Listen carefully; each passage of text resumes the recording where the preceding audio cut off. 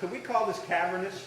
Well, it started off as cavernous. I think the first time you were here, it was definitely cavernous. We've definitely filled the space up. If you get a wider shot here, you'll see all the kegs and definitely all the work we've been doing. Yeah, and I want to let folks know, I'm talking to Andy Smith. Are you like the chief brewmaster? I think my title is head brewer. Head brewer. Okay. And now is that an official title, or at what point do you become a head brewer? Is there like a certification test you need to take? No, there's no certification test. You just have to show up. Okay. How did you get involved with this? I mean, when you were growing up, did you say, hey, I don't want to be a fireman or a policeman, I want to be a brewer? Yeah, it didn't happen to me until I was actually in England on a year abroad, and there was a homebrew kit in a Boots, like a Walgreens, Boots the chemist, Boots the drugstore, and there was some equipment in the house we were staying in, and I caught the bug, and that was in 1994. I've been brewing for almost 30 years. So what was your first batch of brew? An English ale. It was pretty drinkable. Okay. And no one said thank you, Andy, but no thank you? No one's ever turned down free beer. Oh, is that the regular? Right. Now tell me about the setup, because you're right. The last time I was in here, back at the end of January, I think those were up there, but you didn't have much of the other thing, and especially all the kegs. Yeah, all the kegs just arrived about two and a half weeks ago. What you pointed at before was the brew house, and this is where we turn grain and hops into something drinkable. And this is sort of the workhorse of the entire plant. And then once we've created that takes about a day to do, 6 to 8 hours. And then we transfer it over via hoses that you'll see draped across these vessels here, which are fermenters. And then they go in, and the yeast do their work and turn the sweet stuff that we made into something drier, and they take that sugar and they turn it into alcohol and carbon dioxide for us. So you're like a magician. No. I'm actually like one of the world's largest employers. I employ trillions of yeast to do what it is. Brewers, the thing that we say is, we don't really make beer. The yeast make beer. We make something that the yeast can turn into beer. And that's exactly what we do. So you're just trying to keep the yeast fully employed? We're trying to keep the yeast fully employed. In fact, that's exactly what we do. We actually even harvest yeast out of the bottom. It'll fall out to the bottom, and you can see different ports on the vessels. We'll collect that and store it and use it in the next batch. Okay. So the guys that land up at the bottom of that, is that like the lazy yeast? No, and it's the yeast that have done their job and have retired. And then we put them on the bench for a day or a week or so, and then we revive them again and put them back to work, and they make more yeast. That's the great thing about yeast. See, it's great that you're applying chemistry. See, people complain about learning chemistry back in high school, never applying it, but here you are applying it to real life. The only time I've ever used a graduated cylinder is in chemistry class and here in the brewery. There you go. All right, can we head back here really quick? Let's walk through the process, if you don't mind, and a quick process for somebody who doesn't know anything about... Well, if you take a shot of this stack over here, you'll see bags of grain. So we take those bags of grain, we put them in this machine over here, which is a mill. All right, I'm going to squeeze in here. Yeah, that's fine. And I'm just going to take a quick look, and it comes into this machine here, which is... It goes in the top here. Okay. And we open this up, and it makes a lot of noise. And there's rollers in here that will squish the grain. It'll break the inside of the grain away from the outside, the husk. And that's really, we want both those things. And if you see this white line right here, this big white tube, there's actually a big coil in there that brings our milled grain up to that vessel there in the very, very top. You get a shot all the way up there at the very top. Oh, wait a minute. Wow. Yeah. Okay. So that's our grain hopper, our grist case we call it. It comes down into the next vessel where we mix it with hot water. Now let me ask you a question. You mentioned that there's a coil inside because you're going up about what, 20, 30 feet? 20, yeah. There's a big coily spring in there, and there's a motor on the end of this that will pull that milled grain up and dump it into this hopper. All right. Dumps into the hopper. We mix it with hot water, and this door is normally closed when we're doing that. And you can see inside, we've got some rakes here that will spin that around for us. We stop that process, let it steep for about an hour, hour and a half. And what we're doing is we're drawing off that sweet liquid that's left over from the grain and bringing it over to the next vessel, which is the kettle. The kettle is where we boil that with hops a lot of times. Different beers do different things, but we'll typically add hops here. And then When that's done, we run it through this little device here, well, big device really. This is our heat exchanger chiller, and we've got cold water in the tank over there, and we've got hot water in this tank here. We're mixing the hot water with the grain. We're taking the cold water, running it through here to cool this boiling temperature, 212 degree sugar water with hops in it. We're cooling that down to pitchable temperatures, usually about 68 to 70 degrees, and bringing it over to one of these fermenters. All right, before we get to the fermenters, we started off in that corner. Sure. We've gone here, we've had hot water, cold water, Yep. rake. Time-wise, what are we talking about? This whole process is normally done in the course of about 4 to 6 hours. Okay. So you're opening up on the 29th. We'll come back to that. Let's talk about the fermenter. Yeah. After we bring it over to the fermenter, we add yeast to it, and these fermenters are controlled with cooling jackets so that they stay at the temperature we want them to stay at. And what they'll do is sit in here for 5 days to 2 weeks to 5 weeks, depending on what kind of beer we're making. And then it will be ready to go into this tank here, which is our final step. We call this a bright tank. And what that does is we use that step to bring it off the yeast, to add a little bit of CO2, extra CO2 to it to brighten the beer. The rest of any yeast falls out of suspension. And what you get is that just really lovely, bright, clear beer that you can see, and it's ready to go into kegs from here. In fact, what you see, this octopus contraption here, quadrupus, it's got four arms. This is our keg filler. We're getting ready to fill some kegs with the beer that's in here right now, our lovely Havoc English Brown Ale. It's caramely, it's toasty, it's delicious, and I can't wait to have a glass. All right, so you had mentioned it can take anywhere from 5 days to 5 weeks. Depending on the yeast and the kind of beer we're making with that yeast. Okay, which beer takes 5 days, which beer takes 5 weeks? This beer was done, this beer is a stout. It was, we used a special kind of yeast. It's ready to roll in about 5 days or so. This beer here was our light lager. This beer was the second beer we made, and it'll be the last beer we keg before we open because it's just taken that long to settle out and do its thing. Do you do a specific beer per each fermenter? No, we can use a fermenter basically, yeah. Okay.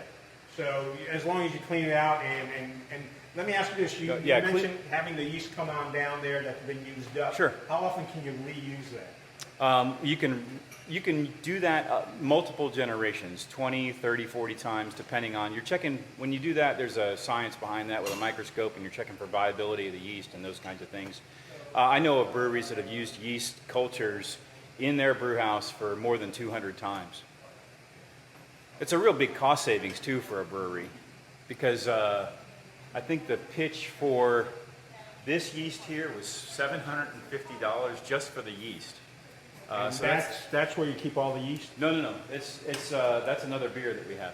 Okay, wait a minute. We got four fermenters. We got 4 fermenters that are what we call 15 barrel size fermenters. Okay. So that's 15 times 31 gallons, 496 gallons. Ask me how I know that number. No, it's okay. I'll have somebody check the math later because if you're wrong, they'll mention it in the comments. I know the number. 496 gallons per fermenter here. This one's double size. This is a 30 barrel fermenter. So 496 times 2. You know someone's going to want to know why do you have a double-sized fermenter? So that we can make double-sized batches. Very popular beers. Instead of tying up 2 fermenters, we can have one size fermenter mix all the same beer, and we'll have a double batch of beer. So you have a flexibility by having this kind of setup. Absolutely. We have incredible flexibility. How do you decide how many beers you're going to start off with on the 29th? We're supposed to have 6 beers on tap. Okay. On the 29th. And how's it looking so far? It's going to look great. I think we're going to make that goal. All right. Yeah. Now, once you get an idea of which beers are most popular, well, let me ask you this. How did you decide on which 6 beers are going to be your first So a beer? little bit of market analysis. We know IPAs are the thing for a lot of folks, but a lot of other folks like classic styles. So we have an English brown, we have a stout, we have a cream ale that I think is delicious. But we do have a double IPA that I think folks are going to, it's a real hoppy beer. We have a hazy IPA that's going to be nice and fruity and almost no bitterness at all, but that's all the rage right now. When you say double IPA, what exactly? Double strength, Oh, double double hops. strength. So you're going to have This beer is this is a big beer going into the fermenter, a lot of sugar, extra sugar. So the yeast work on that, so it turns out at a higher alcohol by volume.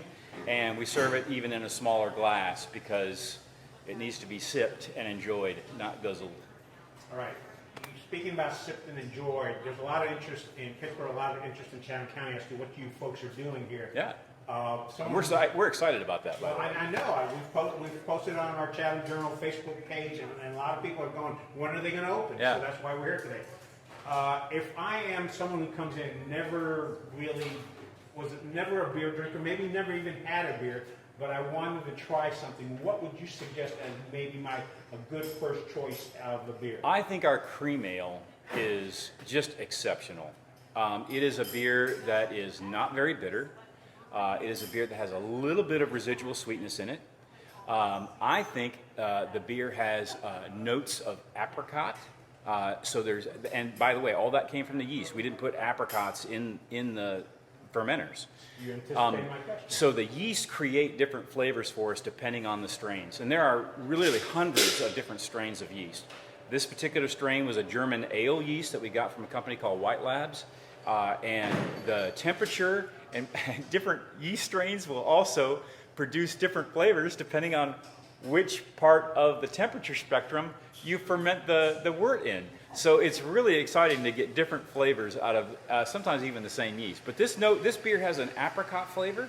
It's not like you're drinking apricot juice. You're definitely drinking a fermented malt beverage with a little bit of hop flavor to it. But I think it's just a delicious beer. Even people that say they don't like beer, I would recommend trying, at least having a sample or taster of the cream ale. I think it's delicious. Do you have a specific name for that cream ale? Because it sounds like that might be a good suggestion for folks that come in and try you out.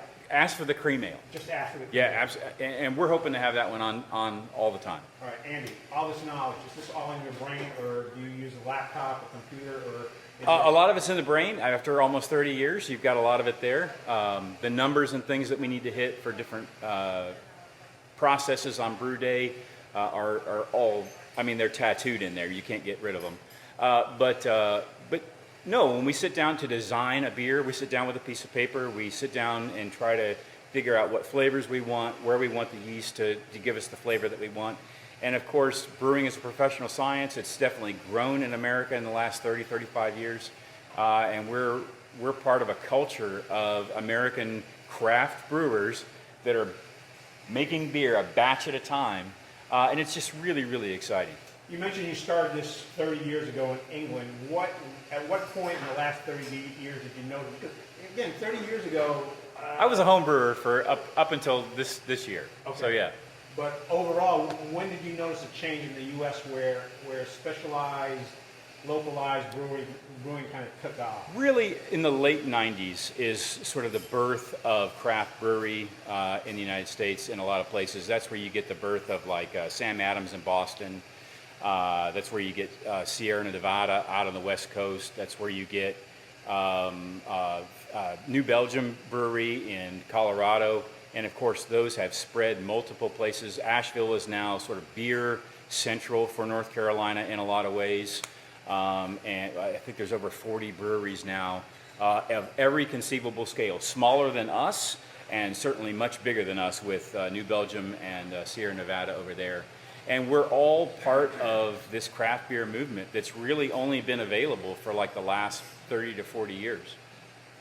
Anything else, folks, that are brand new to craft brewing, not having tasted or taste a little bit of it, that they need to know about your operation? Well, I would never put down a brewery that puts out just millions of kegs and barrels of beer a year. But what we do that's special here is we have our hands on absolutely every batch. And we know what we're doing. You may not get a beer that's exactly the same every time. If you had it and then you come back 2 months from later and the beer has changed a little bit, maybe because of it's a living organism. And when you get a glass of beer, those living organisms are still there in smaller amounts, of course, but are changing the beer week by week and making it sometimes better and bringing more flavor and And that's different than a mass size brewery that's packaging the exact same thing. Every one of those beers will taste like every one of those beers because they have people who are specially trained to make sure that that happens. That's not what we're doing here. We're doing custom brewing, if that makes any sense. Pittsboro is a great city a great town for makers, people who do things with their hands. There's a great group of folks here that do those kinds of things, from the farmers all the way to us. And it's just exciting to be a part of that, and exciting to bring what we can bring to the town.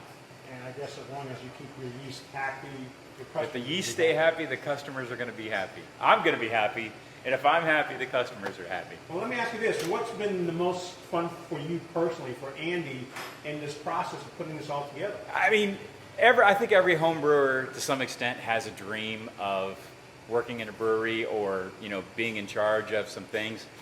But personally, the most gratifying thing for me is when I make something and people go, wow, you made that? That's delicious.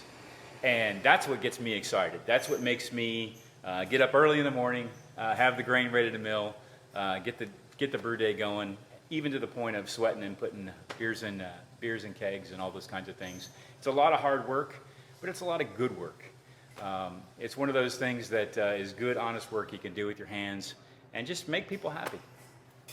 Let me ask you a question. I was planning to wrap it up, and then you mentioned the kegs. How many kegs do you have, and how did you opt to go with the amount of kegs that you have? Just over 400 kegs we have.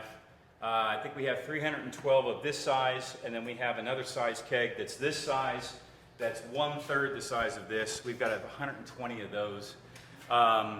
We have the different size kegs because we think maybe somebody will like to take a 5-gallon batch of our beer. So wait a minute. So if somebody wanted a 5-gallon batch, We can set them up and send that home with them and help them out. And a lot of folks have kegerators at home. I've met some kegerator fans. You can hook that up to your kegerator at home. For people who don't know what a kegerator is. It's a refrigerator that has a keg in it. Kegerator. Kegerator. And it's got a tap already built in. All I say is, if you're going to take our beer, make sure your tap lines are clean, because I don't want you drinking your old funky beer with ours. But So folks, keep Andy happy. keep your beer lines clean. He doesn't want your funky beer messing with his Havoc beer. But these are basically what we serve out of in the tap room. It creates some modularity for us in terms of where we can store beer back and forth in the cold room and those kinds of things. So we'll batch mostly in this size, but we do have a few of these available for someone to purchase. And then please return the keg so we can wash it and refill it. Right. Hey, being recyclable is important. Absolutely. I think that's about it. You got all your kegs ready. Yeah. Beer will be ready for the 29th. Folks, you need to come, check out Havoc, and just remember, when you have that beer, I want a smile on your face, and I want Andy to hear that you love that beer. That would make Andy happy, and then Andy will keep the yeast happy, and this will just be one big happy family. Be super. Andy, thank you so much. Hey, thanks so much, Gene, for coming out.